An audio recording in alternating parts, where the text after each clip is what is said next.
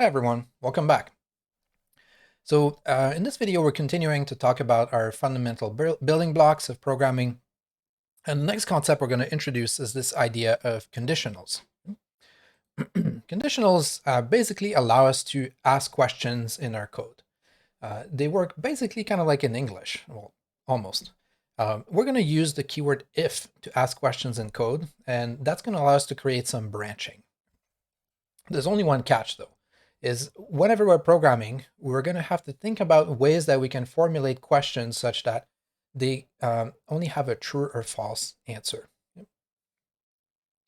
What that means is that we're basically only going to be allowed to compare quantities, compare numbers when we're programming, and then formulate questions based on that. There's only a small sort of number of questions, types of questions that we can ask, and those are called Boolean operators. Okay, Boolean referring to true or false. Those are probably concepts you're familiar with already. We have this symbol over here, where that means greater than, smaller than, right? We can check if a number is smaller than another one. We also have greater or equal than. That includes if two numbers are the same, right? Or if a number is greater than something else. Smaller or equal than. Equal to, that's another comparison we can make. We're going to use the double equal sign for that one, as opposed to single equal sign, which we saw in the previous video on variables. Single equal sign in JavaScript is used to assign a value to a variable, whereas the double equal sign is going to be used for comparing things, checking if two things are the same or not. And then we're also going to have this syntax here, exclamation mark equal. That means not equal. Okay, so it's the opposite of equality. If we want to look at two numbers and see if they're different, we can formulate a question using the not equal sign. So these are really the 6 types of questions we can ask in our program using if statements. And we're going to have to learn to formulate questions using the variables we have at our disposal and these operators to make our code do stuff. Okay. So here's what the general syntax of a conditional statement looks like. And in a second, we'll jump to an example in p5.js. Okay? We're going to have statements of the form that start with the keyword if, and then inside parentheses, we're going to write some kind of a Boolean question, a true or false question. So we'll say if my question that has a true or false answer is true. Okay, so if that's the case, we're going to then have curly brackets, and we're going to run a subsection of our code. Okay, but only if the answer to the question in the if statement was true. Okay?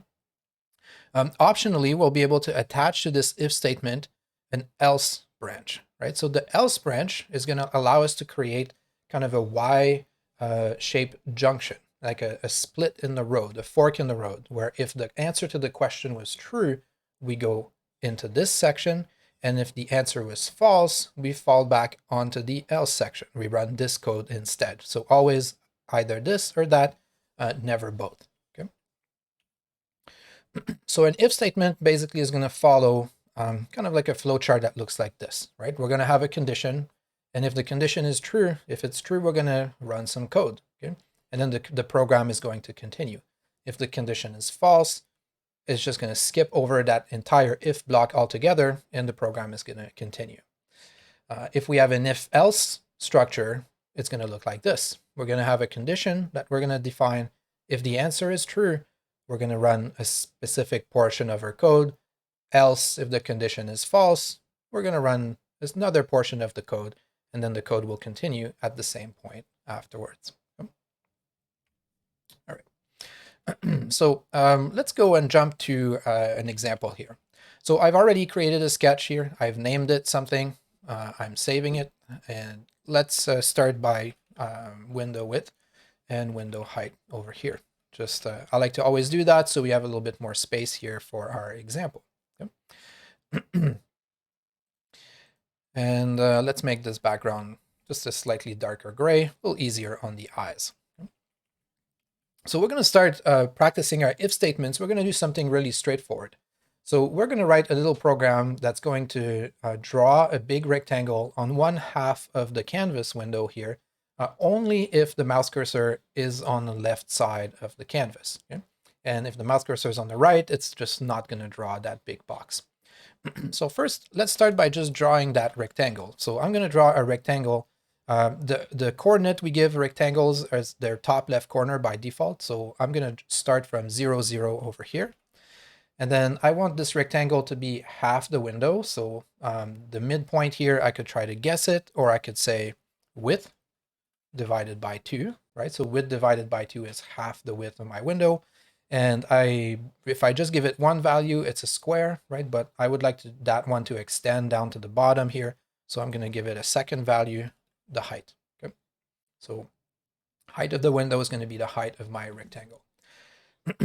Now, what we're going to do is we're going to use an if statement to decide whether or not the program should run this line of code here. Should we draw this rectangle or not? And we're going to make that decision based on a question. So the syntax to do that is we're going to say if, right? And the question I want to ask is basically that. So first, the one thing that I like to do, so if, right, we're going to have if parentheses, and our question is going to go inside the parentheses here. So I'm going to skip over the question real brief. I'm going to immediately use the curly brackets to open and close, okay, and define a section of the code that's going to be that's going to run based on the answer of the if statement. So that syntax kind of echoes the use of the curly brackets we've seen so far. So here we have curly brackets that define our draw function. And here within that, we have a subsection that's also defined with an open and close curly bracket pair that define what we call the body of this if statement. Okay, so that if the answer of the question we're about to write is true, the code for this rectangle is going to run. Okay. So I always like to put these first, even if so. Just put the curly brackets in first, and then we can think about what needs to go inside the parentheses, how we're going to ask that question. So if we were to write it in English, what I want to happen here is I want to say, if the mouse cursor is on the left side, right? In the perfect world, we could just program by telling the computer in English what we want it to do, right? If the mouse cursor is on the left side, draw this rectangle. However, unfortunately, JavaScript is not that advanced. We can't do that. So instead, we have to think of a way that we can ask the question based on the information we have to work with, based on the variables that are contained in our program, and based on comparisons we can make between these variables. So what do we have to work with? Well, we know the location of the mouse, right, is mouse X and mouse Y. So here I'm looking at left and right. So our question is going to be based on the value of mouse X. If I want to know if mouse X is on the left side, right, we know that width divided by 2 is the midpoint. So we're going to look for a value of mouse X that is less than this midpoint. Okay, so we'll say if mouse X is smaller than the midpoint, which is width divided by 2, okay, then go ahead and draw this rectangle, right? And only if that answer is true, draw the rectangle. So now the rectangle will appear as long as my mouse is over there, but as soon as my mouse crosses over to that side of the screen, the rectangle is no longer being drawn. And that's because the rect line is inside the if statement that we just wrote. Okay? If I move my cursor back to the left, now because of the if statement, that line of code is being executed. Now we said in the slides at the beginning, we can have an if statement by itself. We can also decide to attach an else clause to it. So when we do this, it means we just go after the curly brackets here, and we're going to say else. Okay, we're going to say else, and then in that second section, this is what's going to happen if the answer to that question was false. Okay, so we might want to draw, in this case, I'm going to draw the rectangle that's on the right. That would appear to be on the right. So that means its XY coordinate is going to be width divided by 2, which is over here, and 0.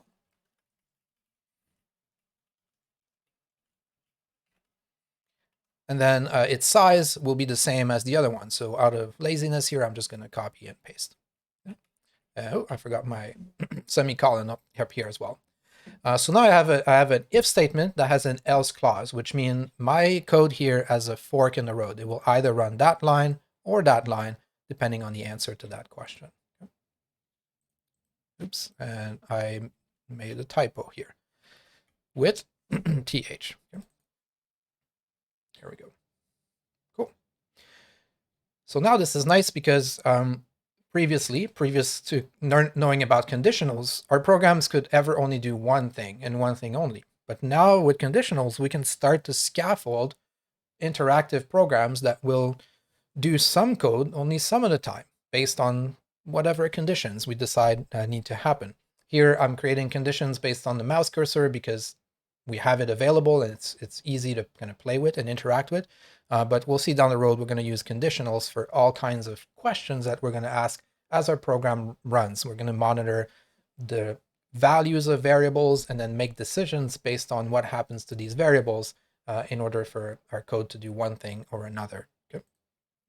All right. Now,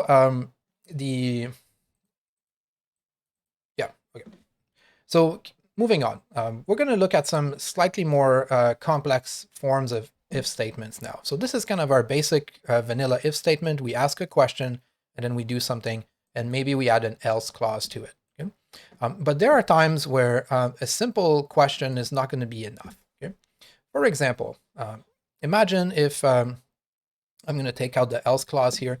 Imagine if we wanted to be a little bit more specific in this code, and maybe I wanted to, for example's sake, I wanted to draw just a square like this, okay? Or a rectangle like this that is just in the top, that represents the top left quadrant of my window, only when the mouse cursor is in this area of the screen, okay? So in order to be able to answer that question, I need to look at two things. I need to look first, is the mouse x coordinate less than the midpoint, okay, on the x-axis? And at the same time, I also need to consider the y coordinate of the mouse, right? I need to look at it and say, is it less than the midpoint over here, which is half the height, okay? We're not doing that currently, but we're going to do it in a second. So this is really a two-part question because we have to consider two different variables in order to make our decision. So we could do this currently based on what we know using another if statement. Okay, so we could say, for example, if the mouse x is less than the width, okay, we know, okay, good, we're on the left. And now that we know this, we could add another condition that checks for mouse y. Okay, so we could say in this block, let's put another if statement. We'll say if mouse y is less than half the height, okay, then I'm going to put some curly brackets and put some indentations here. Now, right, the only way that I can draw this rectangle is for both of these conditions to be true. Okay, so first we have to go through this if, and then we added another if to make sure that now we can identify, in this example, just a quadrant, right? So something that looks at two different variables to make its decision. So that works, but it can get kind of cumbersome rather quickly. Okay, so you can imagine if you ask some even more complicated question, we're going to start to have these beasts of nested if statements and lots of curly brackets. It becomes a little bit difficult to manage. So there is syntax in the language where we can combine questions, create these multi-part questions, and these are called logical operators. So I'm going to jump back to the slides here for a minute. So there are only two logical operators we can use to combine questions into these multi-part questions. We have this symbol over here. So these are two horizontal bars. That means an or, okay? And then we have that symbol, two ampersands together. That means and. Okay? I know it's kind of weird. In other languages, you can just write or and, but in JavaScript, these are the symbols that we use to mean these two different terms. Okay? So what does or and mean? Well, they mean basically the same thing that they mean in English. Okay? So if you imagine you have two questions, two different parts to a question that both can be true or false, well, if you put an or in between them, the overall answer will be true if either one of the questions are true or both. Okay? This is what we call truth tables. And this is what a truth table for an or looks like. Okay, so in other words, either one or both of the sides can be true. Okay, so if A is true or B is true, the result overall is true. If A is true and B is false, we're still good because it's an or, so it's A or B. Same thing, right? If A is false and B is true, we're also okay. The only condition where we get a false out of an or is if both sides of the question are false together. Okay, so if A is false or B is false, then the overall thing is false. The alternative is the AND operator. So in the case of AND, both sides must be true at the same time. Okay, so with an and, you only get a true when A is true and B is true, right? You get a true. Any other combination will lead to a false. Okay, so they both have to be true together in order for the whole to be true. So what does that mean in our program? Okay. Well, now we have the ability to write two-part questions. So we can say, if we wanted to know if the mouse cursor is in this quadrant, for this example, we need to ask mouse x is less than the width, half of the width, and mouse y less than half of the height. Okay, and only if both of these conditions are met, we know we're over here. So knowing this, we can rewrite this section here. I'm going to delete these this if statement. We can rewrite the if statement using the logical operators. So we're going to use and. So and is the double ampersand sign, and we just have to remember that, right? So we'll say and means and then that means or. Okay. So we'll say if mouse x is less than width over 2 and mouse y is less than height over 2, right? Then we draw a rectangle. Okay? So we now have a two-part question. We have part A and we have part B, right? And because we put an and in between them, the only way this if statement says yes is if both sides are true. If we put an or in between them, now we have a situation where as long as that is true or that is true, this is going to happen. Okay, so that's going to draw the square, right? That's still drawing the square because we're on the left, right? We're on the left, so this one is triggering true. That's still drawing the square. The only time it doesn't draw the square is when neither are true.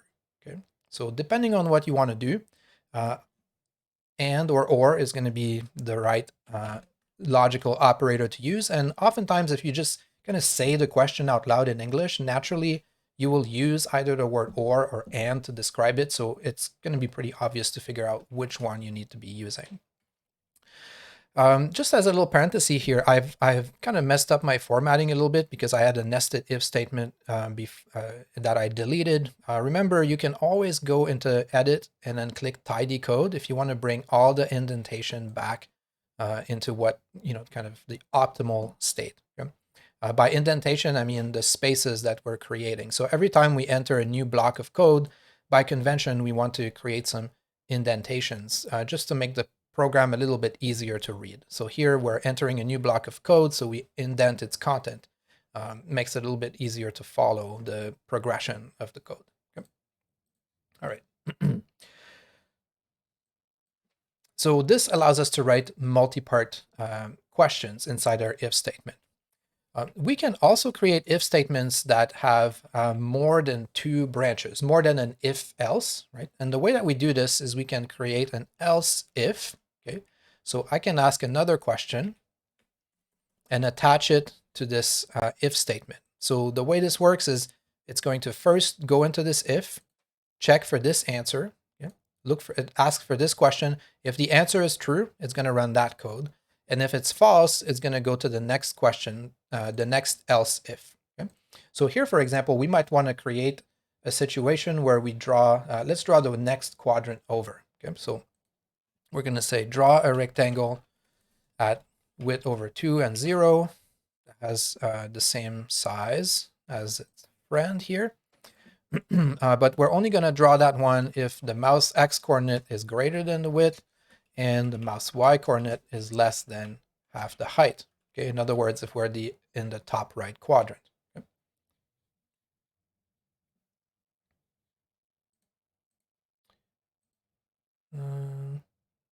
Width divided by 2, of course. All right, and there's a lot of width divided by 2, height divided by 2s here. These are just basically relative values to the size of our window, and we're going to rely on that quite a bit moving forward instead of hard coding, especially when it comes to centering things or looking at fractions of things. We're going to rely on these variables as much as we can. Okay? So now we have some code that will draw a rectangle, right? Depending on which quadrant my mouse is, and if you wanted to, that would be a good time to pause if you want to get some practice. You could try to work out the other two quadrants if you'd like. We can also we can put as many lines of code inside an if statement as we want to, by the way. We could maybe set a different fill color for each of these rectangles, right? So we might say the top left one's going to be orange, the top right one's going to be pink, right? So once we're inside a code section, these can be as long as we want. We can put as many lines of code.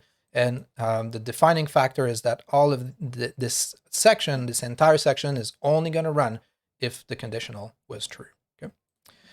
All right. So if you want to try to figure out the remaining quadrants for yourself, go ahead and do that. Otherwise, just keep watching. We're going to do the other ones just for completion. Okay.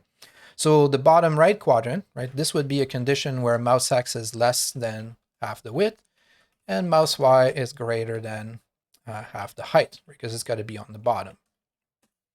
And in that case, we are going to draw, I don't know, we'll set a different fill, not the most beautiful color arrangement, but doesn't matter. And we'll draw the rectangle that starts at x equals 0, height over 2 for its y coordinate, and then that has the same size as the others. Okay. Cool. And then for the last one over here, we could add another else if, or because we have already tested for the 3 other quadrants, we could be lazy and we could tack on a last else at the very end of this more complex if statement. And then the final else basically means, if it wasn't the top left or the top right or the bottom left, then we must be in the bottom right corner. Okay. And here I'm going to draw the final rectangle, right? So its corner will be the center of the window, and it has the same size as the others. All right. Now, one thing to be a little bit careful about here is that notice that I've only used the less than sign, okay, for all of these conditions. And one thing that could happen, and then I've used the else here for that last one. So if, let's say, like if I go right in between 2 of these quadrants, I get this weird situation where, see where my cursor is here, and we're getting the bottom right quadrant. That's because we're not checking for the condition where one of the sides where the mouse cursor position is maybe exactly equal to half the width or half the height, right? Because we're only using the lesser than or greater than, we have a bit of a blind spot when the 2 values are actually equal. And because we've made our blue rectangle, it's being drawn by the else clause, right? So when that happens, when I'm right in between 2 sets of values, which is a little bit difficult to do here, there we go, I get the else, right? Because all the above was false. I'm kind of like in between 2 conditions here. So we could, this is not this is a bug in our program that is our own fault, right? So the code is doing exactly what we told it to do, but maybe we forgot to anticipate that scenario, and we have this weird behavior. That's going to happen in programming quite a bit. This is different from a syntax error where, you made a typo, right? And then it's just going to give you an error because you misspelled something. This is one category of error you run into. The logical errors, these are a little bit more tricky to deal with, because now we have to really ask ourselves, oh, why is it doing that, right? Why do I get this blue box when my cursor is in fact up here? And that's because we're never checking for this particular condition to happen. We could make sure that doesn't happen by saying maybe over here, we're going to say if we're less than equal and less than equal, right? For this bit over here. So now, we cannot, now we are including the fact that when we're right in between, on like right on the dot, we kind of go to the orange box instead. Okay?